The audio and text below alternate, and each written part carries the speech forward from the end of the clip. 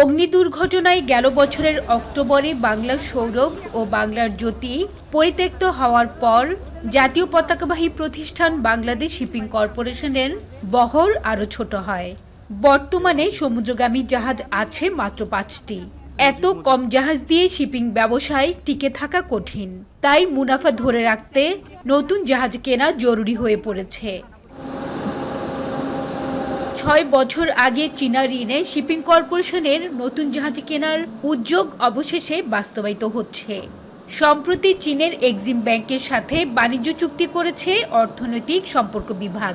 এর আগে 2023-এর অক্টোবরে China National Machinery Export and Import Corporation সিএমসির সঙ্গে 2600 কোটি টাকা ব্যয়ে 4টি জাহাজ কেনার চুক্তি করে বিএসসি।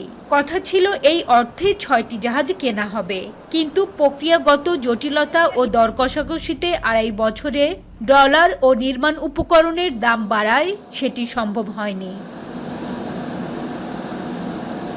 বাণিজ্য চুক্তি হওয়ার পর এখন অপেক্ষা ঋণ চুক্তির। শিপিং কর্পোরেশনের প্রত্যাশা আগামী 3 থেকে 4 মাসের মধ্যে ঋণ চুক্তি সই হবে। এরপর শুরু হবে জাহাজ নির্মাণ। কমার্শিয়াল এগ্রিমেন্ট অলরেডি হয়ে গেছে। এখন সিটকা যদি আমাদের লোন অ্যাপ্লিকেশনের এগেনস্টে অনুমোদন দেয়, তাহলে লোন এগ্রিমেন্টটা সাইন হবে। সেই সাইনটা হবে চাইনিজ যে অর্থায়ন করছে এক্সিম ব্যাংক এবং আমাদের ইআরডির মধ্যে। এটা হয়ে গেলে আমাদের জাহাজের কনস্ট্রাকশন ফেজ বা এক্সিকিউশন ফেজ শুরু হয়ে যাবে। বর্তমানে ইস্টার্ন রিফাইনারির আমদানি করা 13 লাখ টন অপরিশোধিত জ্বালানি তেলের পুরোটা বিদেশি জাহাজ ভাড়া করে পরিবহন করে বিএসসি। এতে বিপুল অঙ্কের বৈদেশিক মুদ্রা চলে যাচ্ছে বাইরে।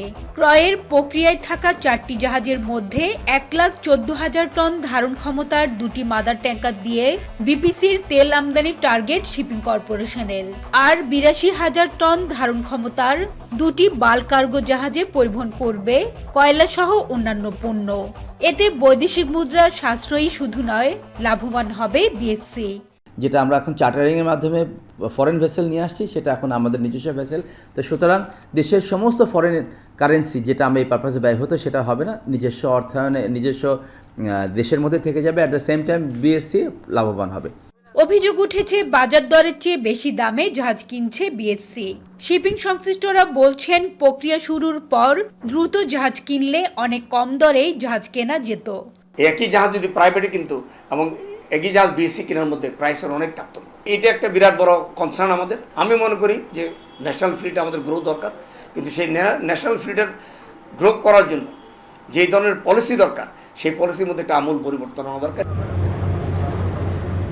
বর্তমানে বিএসসির বহরে থাকা 5টি জাহাজের মধ্যে 3টি ওয়েল ট্যাঙ্কার ও 2টি বাল্ক কার্গো জাহাজ। চীন থেকে কেনা সবগুলো জাহাজের ধারণ ক্ষমতা 39,000 মেট্রিক টন। হাজারে শিউলি, এখন চট্টগ্রাম।